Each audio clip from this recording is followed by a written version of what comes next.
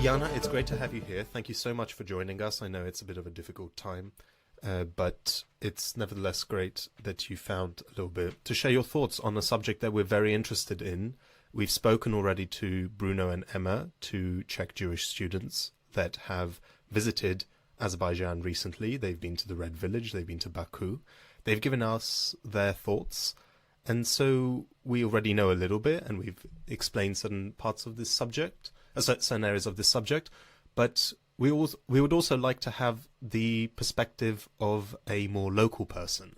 So would you like to tell us maybe just a little bit about yourself? What is your connection to the Red Village, and generally what are you occupied with these days?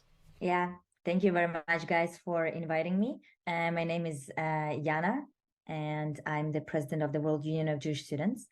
I've also served as the board member of the European Union of Jewish Students, and basically I'm very, very involved with the world of the Jewish student activism. A small disclaimer that I'm not really local when we speak about Azerbaijan. My family comes from there. My family is coming from Baku and the Red Village, even though I've never been there. So it is my heritage. It, of course, played a very important role in my life because I was growing up in Moscow, and mountain Jews in Moscow are very different from Russian Ashkenazi Jews. Everybody knows it. So yeah, this is a bit about myself. If you can, and as much as you want, could you tell us a little bit about the history of your family? So my family is Jewish till it's hard to say till what generation, but I can say till the fifth generation, and I won't be lying, most likely. Originally, they're coming from Iran, but from Iran, not in the 20th century even. In the 20s of 20th century, my great-great-granddad, who was trading goods from Iran to Azerbaijan, went from Iran to Azerbaijan just for his normal deal, and the Soviet Union was formed and the border was closed. So he didn't have Facebook or WhatsApp or whatever to connect to his family. So he just he stayed in Azerbaijan. And back then, a Red Village already existed in Azerbaijan. It already has been a place where Jews lived. Only Jews lived there. So he just went there, and he was from Iran, so he was speaking Farsi, the same Farsi. It's an old Farsi. It's not the Farsi that is spoken now in Iran. So the language was the same to the language of mountain Jews. So he stayed, and that's how kind of my family appeared. That's on my dad's side. All I know that's my mom's family was living in Baku for a long time. That's incredibly interesting, because often for me, when I think about like Jewish heritage, it really is almost like this world heritage, because it's so hard to really think about our longer history, whether it's like 5-10 generations back, because like I know where my great-grandparents came from. But can I say that they were there for hundreds or thousands of years? No, not at all. So it's very interesting that you have that sort of history that you know of family moving from Iran to Azerbaijan and then kind of being stuck there because of political boundaries that get established in those moments, and then being able to find Jewish community nevertheless, and therefore being able to settle down and be able to create a new life as a Jew. Was that side of your family Persian Jews then? Yeah, they were Persian Jews. I don't know much about them though, just because it really was like far, far away, and that's just like a teeny tiny piece of history that my family could get out. Like that's the only thing that my dad actually knows about his part of the family.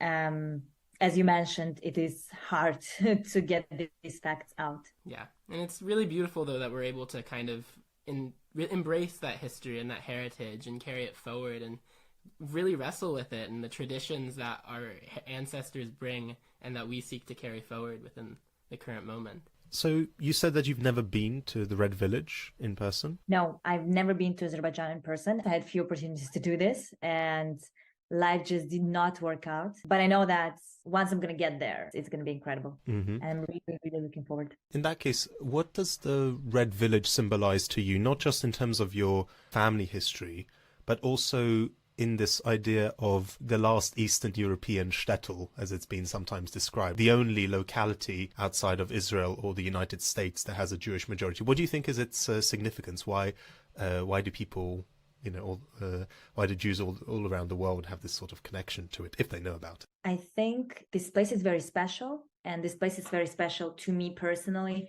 and to all the Jews of the Eastern Europe. Because this place guaranteed the fact that I know that I'm Jewish. If we compare the story of my family to the story of Russian Jews, Ukrainian Jews, Jews in Belarus, Jews in some Baltic states, during the USSR, they could not practice their Judaism. And I'm not saying that Azerbaijan was like, okay, guys, now you can do whatever you want. It's going to be a unicorn land for the Jews. It wasn't like that, but still, Jews in the Red Village, they could practice the Judaism. They knew that they're Jews, they knew that they're not Azeris, and they were respected, and they were allowed to do whatever they want. My dad was having kosher meat for Pesach, for every Passover. And I remember the stories of Ukrainians and Russians in a synagogue telling us, oh, you know how hard it was in the 60s or in the 70s to get the kosher meat? We were starving because we wanted to practice. They couldn't get circumcisions for their kids. They just basically could not be Jewish. But you could be Jewish in the Red Village. That's why, one interesting point is that whenever we needed to prove, and by we, I mean my generation, needed to prove that we're Jewish in a synagogue for whatever reason. If you want to get married, you need to prove it. If you want to go to like some special program, you need to prove that you're Jewish. Russian Jews, Ukrainian Jews, and Jews from Belarus would always have problems because their documents would not say that they are Jews. It would just say Russian, and their names would not be Michoel, it will be Mikhail. When it comes to mountain Jews, they would just bring the certificate of birth by their mothers, grandmothers, which will state either Jew or another word, tat, which was basically created for us to by Azeris to protect us and not to say directly that we're Jewish, but also to show that we're not Azeris. That's very interesting because I know that under the USSR there was this really big push for Jews to assimilate into the cultures that they lived among. Would you say that wasn't really the case for mountain Jews because they weren't necessarily like part of the European hegemonic culture within Russian society? Yeah, you're correct. Jews just lived in the Red Village and they didn't touch anyone and they were not touched. So it's crazy to think about it, but yeah, it was like an island of untouchable. That's incredibly interesting. And you said you grew up in Moscow. So I was kind of wondering, do you have family that was also from Europe, or was it all Persian, mountain Jewish heritage? Or what brought you to Moscow, or your family and yourself? So in the 90s, when the Soviet Union has fallen, tensions started to grow in Azerbaijan. So my family was among of the families that had to leave their home. And when I'm saying my family, I don't just mean my dad and my mom. I also mean my grandparents from both sides, my aunts, my uncles, basically the whole family, they moved. And everybody was looking for the best place for them to move. Part of my family moved to Germany. Part of my family moved to Israel. Some part of my family moved to the US. And my mom and dad were the only one who went to Moscow, and I was already born in Moscow. It really speaks to the sort of diaspora, the choices that you have of where you go, especially when you're kind of forced to flee from a place. The question of where you go and really where you can go is often a very political, contentious question. So it's very interesting that your family really became like personally that dispersed. Like there's a personal family diaspora there. That's really interesting. So thank you for sharing that. I wanted to ask a little bit about how the Jewish community in Russia looks at non-Ashkenazi parts of the Jewish world. I can imagine that there is a significant there's a significant majority and dominance of the sort of Ashkenazi perception. By the way, I'm making hand gestures as if you can see me, but there's a significant Ashkenazi majority in Russia, and in the British context, for example, in America as well, there's more and more this discussion of the word Ashkenormativity, in terms of the Jewish experience being viewed primarily and singularly only through the Ashkenazi experience, and in the British context, Sephardi or Mizrahi communities being basically ignored or put under the bus in terms of how Jewish perception is viewed outside of the community. In Britain, it's particularly interesting because before the second half of the 19th century, the Jewish community in Britain was primarily Sephardi, and it was only afterwards that there was significant migration from Eastern Europe that changed the balance. And then in France, the exact opposite happened, right? So I wanted to sort of see how in this comparison do you see in Russia the connection between Ashkenazi and non-Ashkenazi communities? Is there a difference of synagogues? Is there a difference of community leaders? I know Chabad has quite strong, is quite well organized in Russia. How do they approach this subject? So there is a big difference between us and them, between Mountain Jews and Ashkenazi, between Bukharian Jews and Ashkenazi, and Bukharians and Mountain Jews are alike. That we are much more similar to each other, but we are still different. Growing up in Moscow, I remember that before I turned around 15, 16, there was a big difference. I mean, there is still a difference, but kind of Ashkenazi Jews would go to their synagogue, and then Mountain Jews and Bukharians would go to their synagogue. There would be like this separation. But the more Jewish life in Russia developed, the less separation we saw, and Chabad played a very important role in it, I think, because they created amazing programs which were open for every Jew. It didn't matter to them if you're Ashkenazi Jew or if you're a Mountain Jew. It was open for everyone, and this is how slowly we became, like, Mountain Jews became more integrated in the world of the Ashkenazi Jews, and vice versa. So now I think that it's a great co-living situation. These programs by Chabad, they consist, let's say, 60% of the people who go there, 60-65 are Ashkenazi, and then like 40% will be Mountain Jews, and it's just amazing. Yes, we're very different. Very, very, very different. And when you're in a bus of 40 people, you know, okay, those kids are Mountain Jews. We know how they're gonna act, but it's still amazing because by the end of the day, we're Jewish. That's what matters. Absolutely. What were you said you know how they act? Are there any specific like cultural characteristics or practices or even like liturgical differences that you could point out between the Ashkenazi Jews and the Mountain Jews or Bukharian Jews? Well, there are some differences in praying. There are some differences in the way we pronounce the name of the God. You know, it's very obvious and it's normal. Ashkenazi traditions are different from Mizrahi traditions, obviously. But also just the attitude to life. And when I meant we know how they act, I meant just one thing, that Mountain Jews really like to dance Lizginka every time they get happy. I don't know if you know this dance, but it's very beautiful. It's not easy to dance. It's very loud. And my God, every time they do this dancing on the trip, everybody is just like in the circle and clapping to them.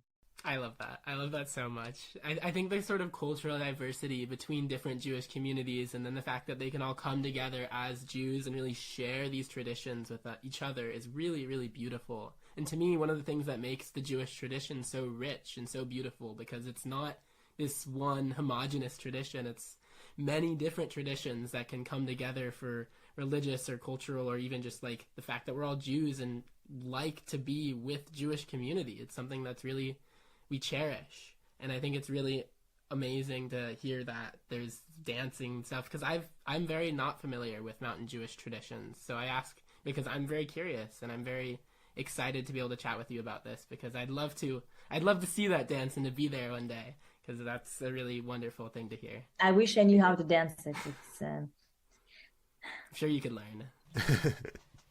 One aspect that I wanted as well to ask is, in personally, I'm very interested in Yiddish as part of my Ashkenazi heritage, as I think it is able to not just connect to the past, but is also able to work towards this diversity of Jewish culture. Today there is a sort of Yiddishist, secular Yiddishist speak that is outside of the ultra-Orthodox community that is able to organize the things more or less, possibly.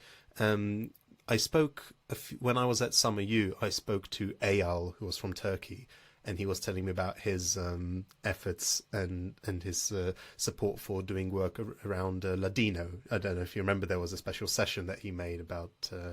My question is, so Eyal did a lot of work around Ladino. We interviewed him here as well. Is there a similar sort of... What is the status of, like, I believe the Mountain Jewish language is, what, Judeo-Tat? Wow, Judeo-Tat. It's first time I hear that. I don't know if that's the way you call it in English. We call it Jewry. Juhuri, yes. That's the language. And it's basically Old Farsi, the Farsi that is not spoken now in Iran, but was spoken years ago. Actually, it's a very tragic story what happened to the language. So there was a community. People were speaking the language. My parents know the language.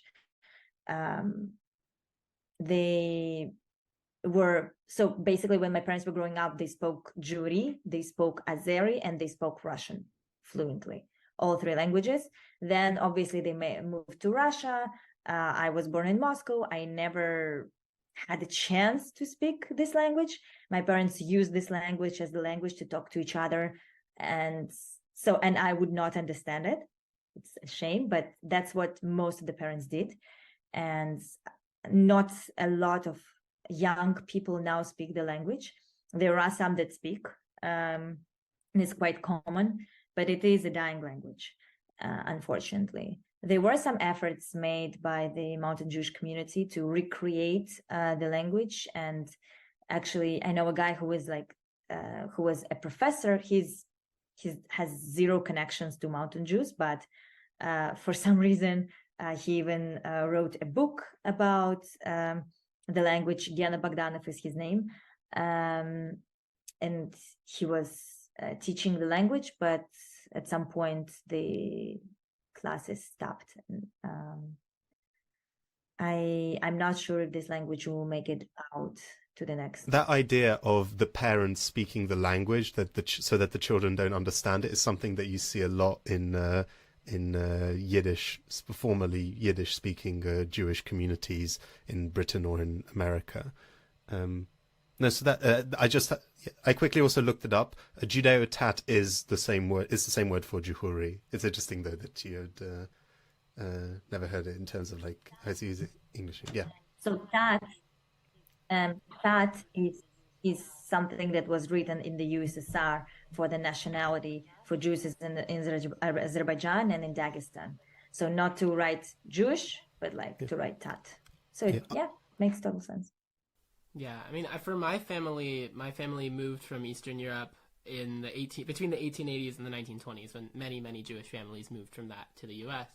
But because my family moved several generations back, even my grandparents don't speak Yiddish. So I do think it's very sad in a sense, because in a real way, Yiddish is also kind of a dying language. And it's really, for me, I didn't connect to Yiddish until, frankly, this last year when I went to Poland and went to the house that my great-grandfather spent the first 15 years of his life in before coming to the US.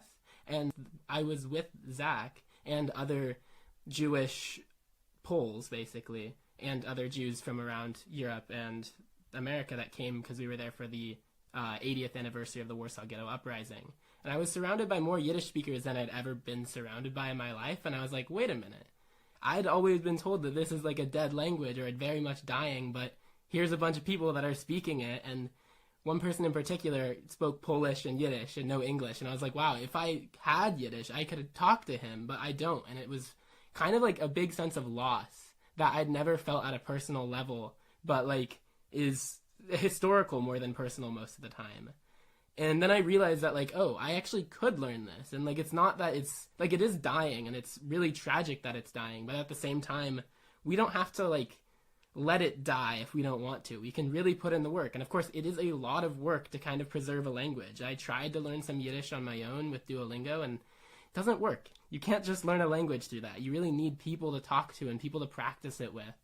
And I was kind of wondering, is there any sort of attempts to kind of keep the tradition of Jehuri alive in terms of like cultural work or community work around that? So that's what I said. The Mountain Jewish Community Center in Moscow tried to create these lessons of Jewry with the Yana. I was at 1 or 2 lessons, but then it just stopped because there's not so much people, not so many people who want to learn and eager to learn at this point. Yeah. And it's hard because, like, what's the point of learning a language that, like, is mostly a dying language? It's not like it's actually going to get you somewhere. Like, learning Spanish is really practical, or learning European languages is really practical. And then learning Yiddish, it's not very practical because, like, there's no one that would really be able to talk to you, and it's just not practical. And then for me, what really has helped me connect to it is like listening to music with Yiddish, and where you don't even have to be able to understand the language to kind of appreciate the beauty of like Yiddish poetry and how it's so expressive of a language. Is there any kind of like cultural components of Jehuri? Like, is there any music that uses Jehuri? Like that dance you mentioned, perhaps? Yeah, there's a lot of music. I'm not necessarily a big fan of that type of music. I'm not gonna lie. But yes, there is, and at weddings, this music is played, of course. Yeah, this is just the type of music that my dad would listen to, and I'm not really a big fan. It's a Mizrahi music. Like you heard Mizrahi music, you can understand what I mean. Yeah. We have been recording for about 25 minutes then, so I think it makes sense for us, unless there's anything else that Yana would like to say to sum up this point, but we can move on to, unless you want to say anything more about this, we can speak a little bit about the World Union of Jewish Students. No, if you guys have any more questions regarding Mountain Jews, I can answer. If not, sure, let's jump to talk about WUJS. Okay. On this program, on this podcast, we have already spent quite a bit of time speaking about the Union of Jewish Students, the British one, the one that does not need a prefix before it, and then leads to a lot of confusion when it comes to acronyms at a European level. So we've spoken about the Union of Jewish Students. We've spoken about the European Union of Jewish Students. We've done 2 podcasts on it fully after Summer U, or relating to Summer U. So we've sort of been expanding in scope. So we haven't yet reached the World Union of Jewish Students, so to speak. It's at one point, we'll get to the Intergalactic Union of Jewish Students at this rate. But just a little bit, because what is the World Union of Jewish Students for you? And how did you get involved with it? How is it organized? What does it do? The World Union of Jewish Students is a democratic umbrella organization representing 800,000 Jewish students across the globe. We work with the national student unions, who are our member unions, and all the unions that you've mentioned before, including EUJS, UJS, and many others, are our member unions. We are fully democratic. My position as the president is an elected position. Board members are also elected. We also have the CEO, who is being appointed by the board and the president. We have around 40 national student unions who are operating within us. We are a very old organization. It was founded in 1924, and Albert Einstein was among the founders and among the first presidents. So it's all the way from him to me. No pressure at all. No pressure. No pressure. This year it's actually going to be 100 years of WUJS, and we were supposed to have a big congress in December in Jerusalem. We still hope it's going to happen. For now, we're on a kind of on a pause because we don't know what's going to be happening in Israel in a few months. But yeah, that's WUJS in a nutshell.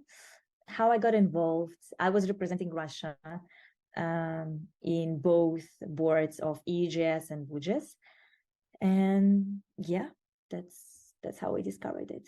So I was kind of wondering, because in the US, as far as I'm aware, there is no affiliate of WUJS. We have Hillel, which is, from what I understand, it is different because it's not democratic, which I'd say is a big problem. And I was wondering if there's any kind of like discussions or plans or action to try to actually challenge the dominance of a non-democratic student union within the US in terms of with WUJS.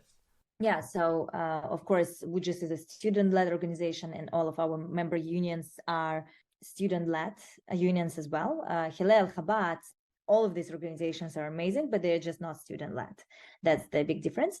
US was struggling a lot within WUJS. There were a lot of bright representatives from the US.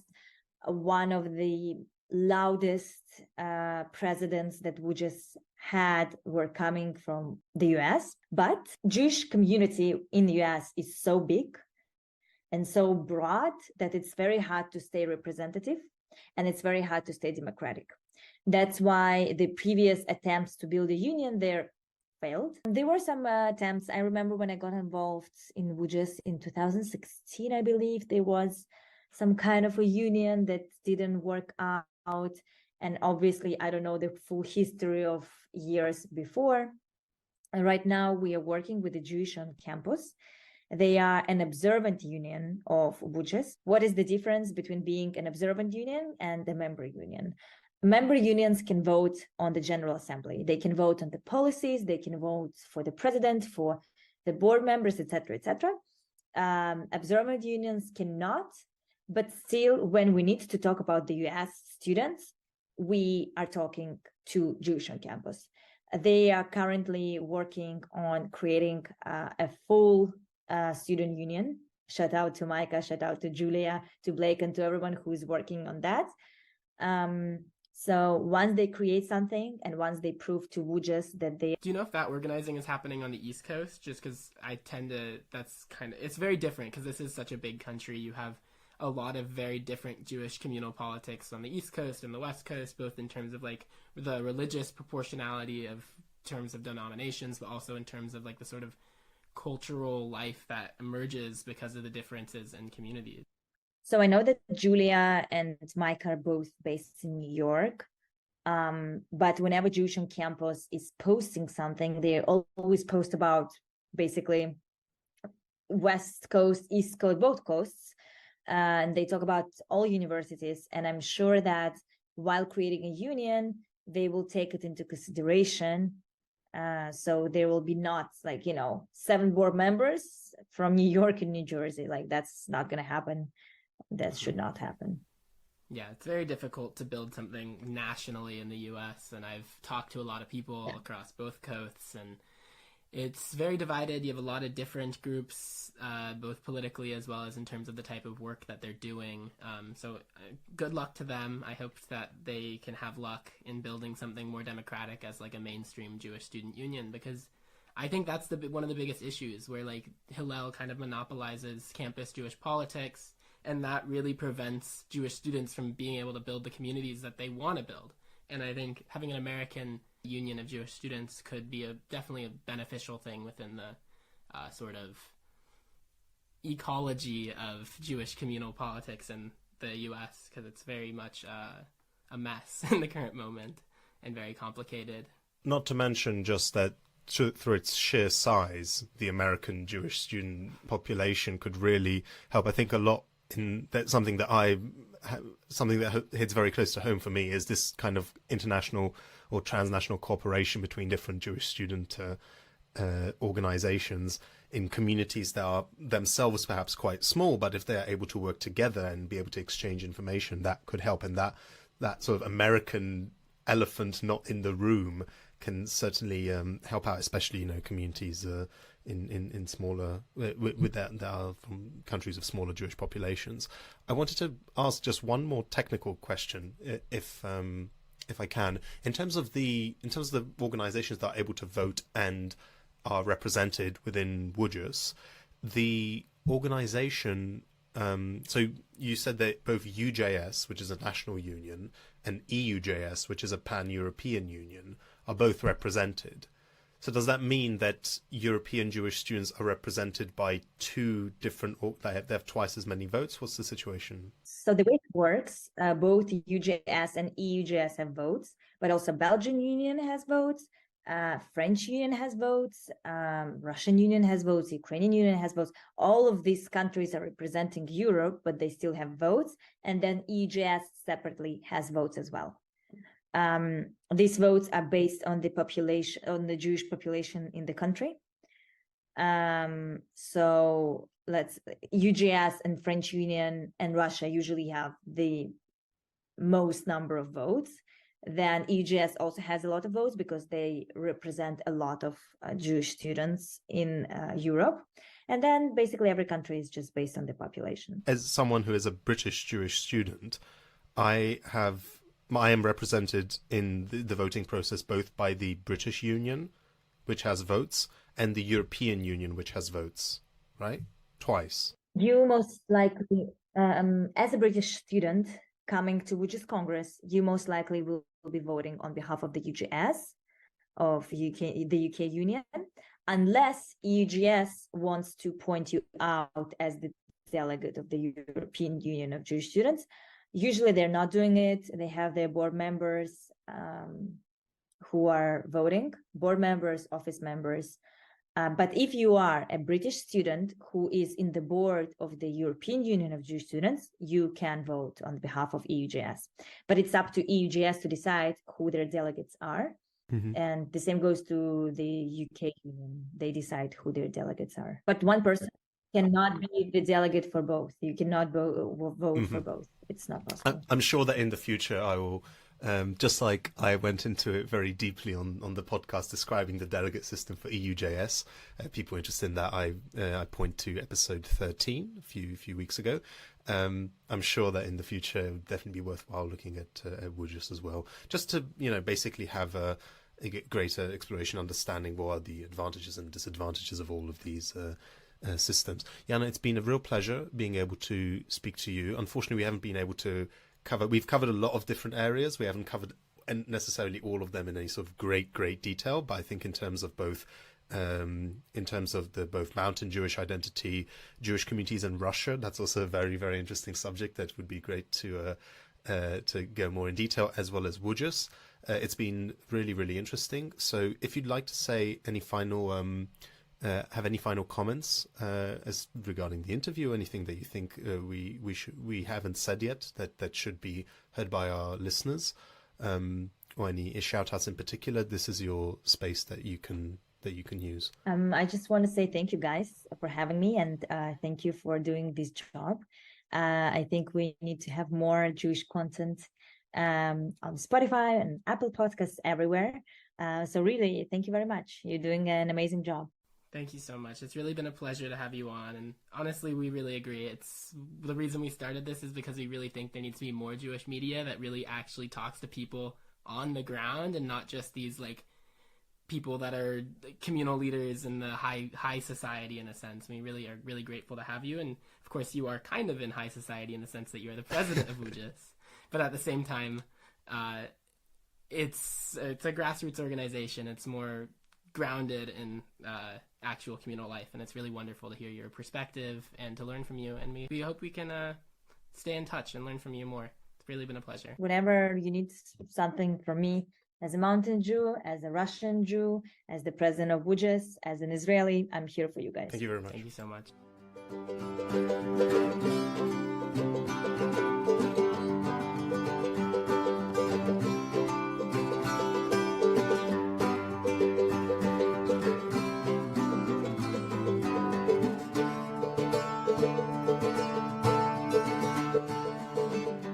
We are beautiful people, though our hearts are broken. We sing for justice and wholeness. Aye, aye, aye, aye, aye. We are beautiful people,